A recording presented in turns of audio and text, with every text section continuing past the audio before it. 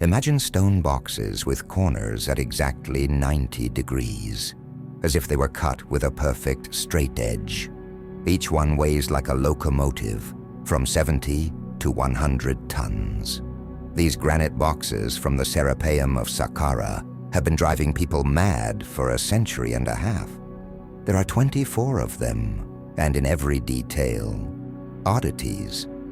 They were found in the year 1850 by the French scholar and Egyptologist Auguste Mariette in a huge underground complex of narrow, long corridors. Since then, historians, archaeologists, and engineers have been trying to understand what they are, how they were made, and why. The accepted version is simple. They are sarcophagi, tombs of the sacred Apis bulls, who were considered the incarnation of the god Ptah. But then, the questions begin. Perfect geometry, monstrous weight, and the fact that all of this was driven underground. Far too big a challenge even for today's technologies. You know what? Modern machine tools and diamond drills would agree to such an order, but with gritted teeth, expensive, risky, long. And here, ancient Egypt and copper chisels. How did ancient craftsmen work such hard granite so precisely? How did they transport these stone monsters? How did they set them into narrow niches, exactly centered and without skew? If these are just tombs, is all of this not too much for the burial of animals, even sacred ones?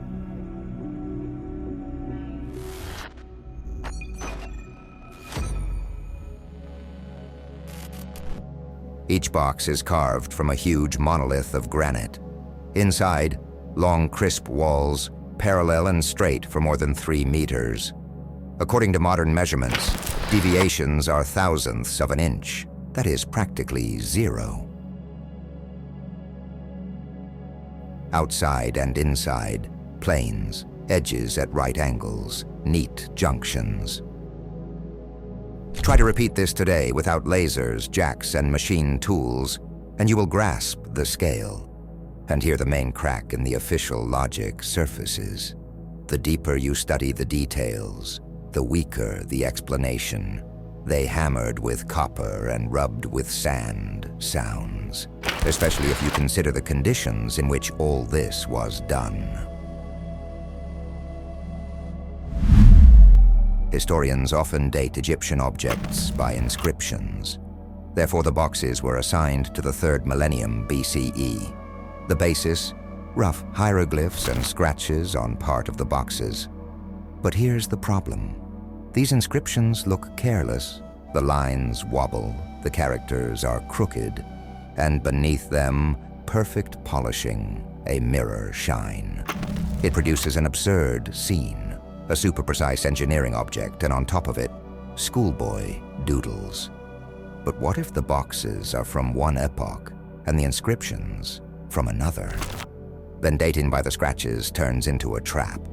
We date the signature, not the thing. And more questions arise. Who made the boxes themselves, and when? Some boxes are made of granite that is not found near Saqqara. The main supplies are from the quarries of Egypt's eastern desert. There are no rivers linking those places to the Nile and Saqqara. Between them, hundreds of kilometers of rocky, mountainous terrain. How do you haul blanks weighing up to 200 tons without machinery? Some boxes are of Aswan granite. Aswan is far to the south, which means a long journey along the Nile, then overland. Imagine a boat of that era, onto which they load a monolith from which a box weighing up to 100 tons will be made. This is not a few slaves on sleds. It is an entire expedition on the edge of the possible, and not once, but dozens of times. The official diagram paints a familiar picture. Sleds, sand sprinkled underneath, water poured on. We all pulled together. In the drawing, it is pretty. In narrow drifts, it is not. And this leads to the next point. In one of the corridors, they found an abandoned blank. It stands right on the floor, without sleds. The corridor itself is wider than the box by only 2 or 3 hand breadths. Where do you place the army of pullers? How do you turn if at the bend there is literally a stone intestine? How do you brake if the mass went downhill? How do you secure things if ropes snap? One more point. Some boxes are unfinished. That means they were dragged inside, not polished. They were finished in place. But this contradicts the logic, haul it ready-made. Inside it is cramped, dusty, and dark. Nevertheless, the fact is obvious. Some operations were performed underground. Hence a new bundle of questions. What did they use for light? What did they breathe? How did they remove tons of dust? Stone dust is the enemy of lungs and eyes. In tight passages without ventilation, it hangs like a wall. But walls with soot from torches are hardly visible. That means open flame was used rarely or not at all. Then what did they use to illuminate the work? Light shafts, reflectors, chemical light? Or was the main rough processing done above ground and below only the finish? The logic here is simple. If there are no traces of mass, rough work below, then inside they mostly dealt with precise fitting. But then the upper platform must have been equipped like a workshop, with space, water, guides, tensioned ropes or wires with abrasive. Not a stick and a string, but thought-out fixtures. The inner walls of many boxes are like polished glass. This is not for beauty, because no one admired them inside. For what then? For tight lid fit and hermeticity? For a process where smooth planes without channels and bridges of leakage are needed? For resistance to pressure? On the edges of some lids, frozen drops of a strange composition have been found, possibly residues of polishing or protective mixtures. This is one more hint at purposeful finishing, not as it happens. And again, this draws us toward technical logic, not pure ritual. In the Cairo Museum, there's a box with a single transverse, slightly diagonal cut. At first glance, a craftsman's mistake. But the depth and evenness of the cut make one think. Such a trace is hard to explain with a simple chisel, a hammer blow, and granite should crack. And here, an accurate pass along a line, as if it were made by a tool with a steady feed. On other boxes, parallel stripes are visible, reminiscent of the working tracks of a modern band saw. The lines run rhythmically, the same signature of a machine. Stable speed, constant pressure. It might not have been a machine tool in our sense, but for example, a taut wire or rope with abrasive that was moved back and forth along guides. But the principle is the same. Controlled motion, not random scratches. There are also perfect round holes in granite and basalt, the same diameter through the depth, clean edges. This is obtained with core drills or rigid tubes with abrasive under steady feed and uniform pressure. A wooden spindle with sand theoretically also drills, but achieving such evenness and repeatability is a task of a very different level. And one more strange artifact. A granite cylinder with a spiral groove, like a vinyl record. Such a spiral means either rotation of the piece or a tool that follows a set pitch. And again, we see not a tape measure of patience, but the trace of an algorithm. Constant pitch, rhythm, repetition.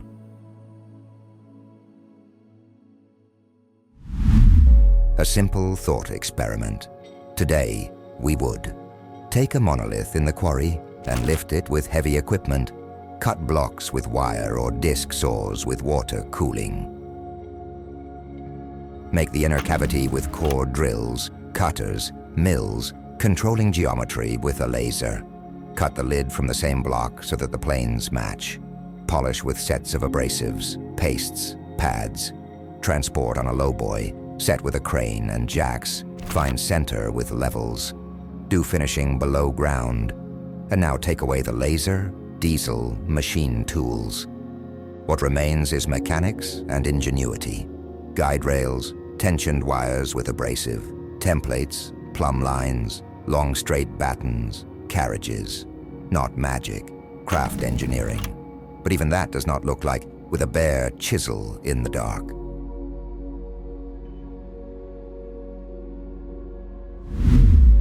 Modern engineers on a similar task would more often choose an assembly of 6 plates. Easier to transport, easier to correct, less risk of shattering the piece at the finish. A monolith is more beautiful and stronger, but one mistake, and everything is dust. The ancients chose the monolith. That means either they very confidently controlled the process, or they critically needed seamlessness to withstand pressure, to hold gas or vibration, not allowing cracks to propagate along seams. For a coffin, this is excessive. For a chamber, logical.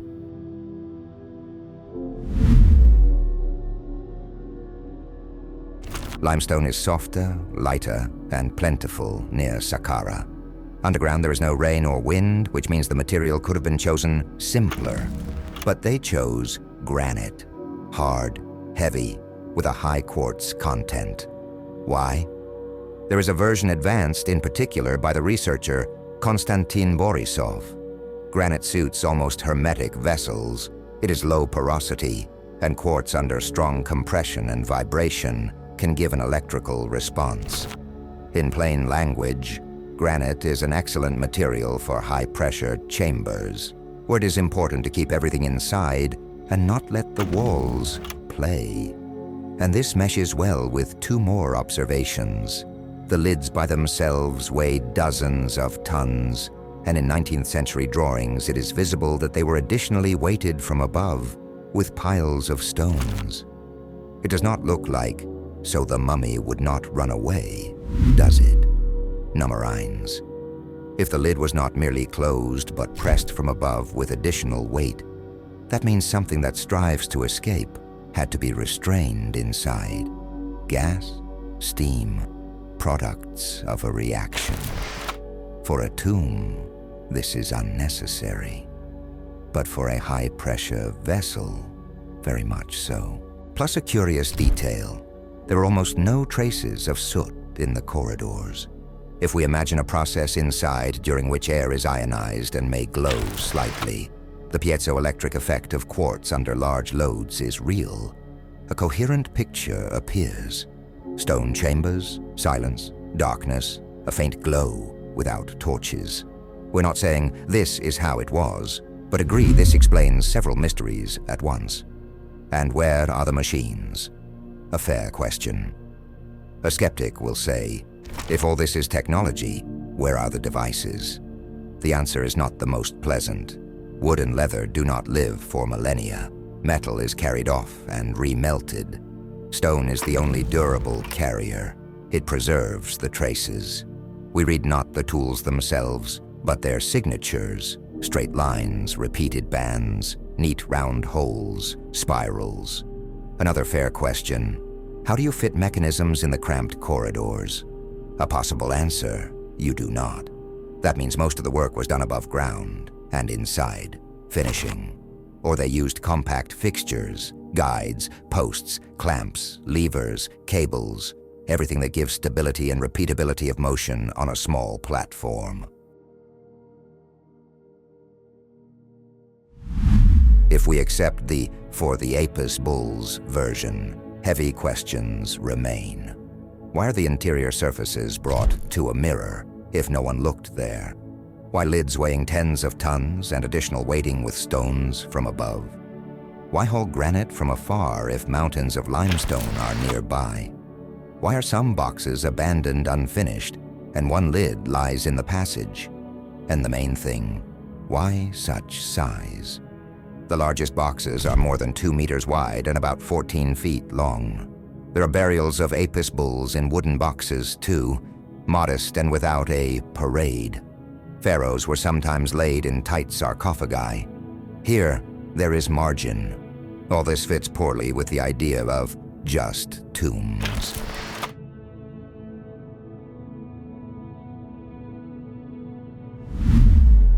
Hieroglyphs are far from on all boxes. Where they exist, they often look rough and clearly younger than the mirror finish. It is logical to think that the inscriptions were added later as labels to already existing chambers. Then reliance on these inscriptions for dating the boxes themselves is shaky. We are not saying this is for certain, but it explains the dissonance, engineering perfection plus crooked scratches. There is a version that the Egyptians inherited the boxes and later adapted them for burials. This explains why the architecture and finish are at the edge of our present capabilities, why the inscriptions are in places like "We were here," why some boxes are without inscriptions, as if they were kept clean, why the logic of material and mass looks technical, not ritual. This scenario proves nothing definitively, but it accounts for more observations than they just hammered it out for beauty.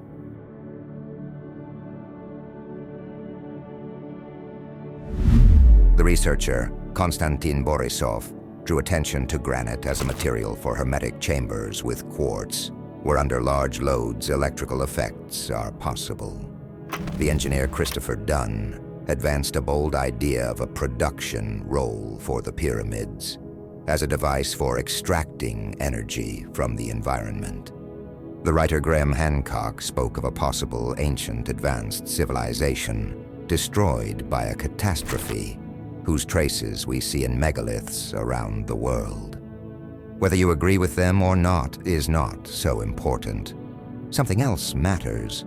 These views at least attempt to explain the extra characteristics of the boxes: hermeticity, monolithic nature, interior polishing, lid weighting, traces of controlled cutting.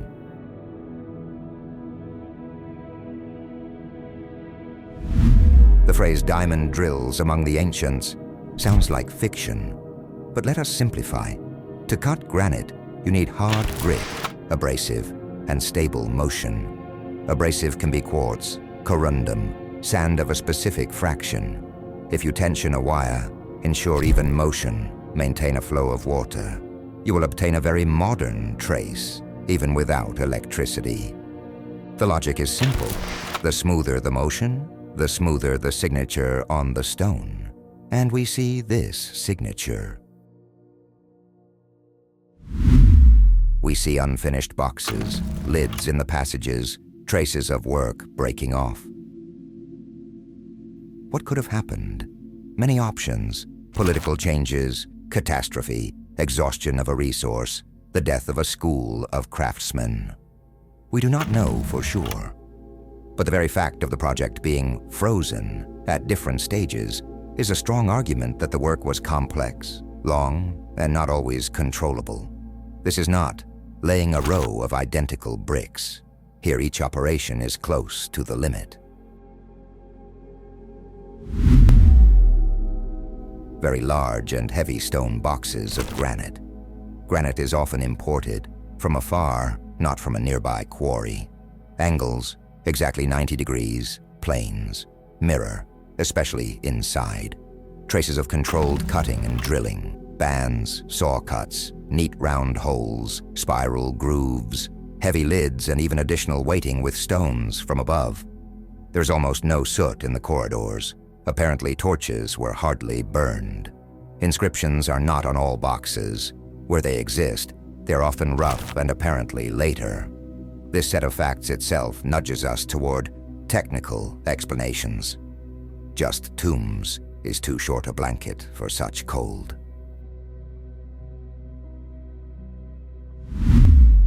Official. Everything was done by hand for the sake of the sacred bulls. Weak points: material and logistics, why granite from afar, why mirror interior finishing, how to haul and set in cramped quarters. Traces of cutting, drilling, and repeatable quality. Technical. The boxes are part of some system, pressure, chemistry, energy, and the Egyptians later adapted them for burials. Weak points, the absence of obvious iron mechanisms and an instruction manual. But wood, leather, and simple fixtures rarely survive millennia. Where is the truth? Perhaps somewhere between them. Then we must accept that for the sake of burying animals, they hauled granite for hundreds of kilometers, made monoliths up to 100 tons, polished the interior to a mirror, set lids of 30 tons, and additionally weighted them from above, worked in cramped spaces without signs of torches, left traces of controlled cutting and drilling, and then in some places scratched uneven inscriptions and based the dating on them. Possible? Theoretically, yes. Logical, but doubtful. We neither denied nor proved any hypothesis. We simply looked at the facts visible to all. Their set fits poorly into the picture of simple tombs, but we also do not have a ready-made technical solution in our hands. One thing remains, to honestly admit the absence of a complete answer and to keep searching. Until a firm explanation is found, each of us is free to assemble their own puzzle, relying on what they see on the stone. Perhaps one day, the missing piece will appear. And until then, the Serapeum of Saqqara remains what it became for us from the first minute, a big, heavy, and very persistent mystery.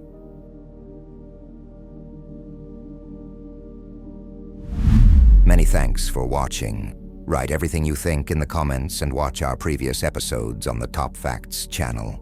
There is always something interesting for you here.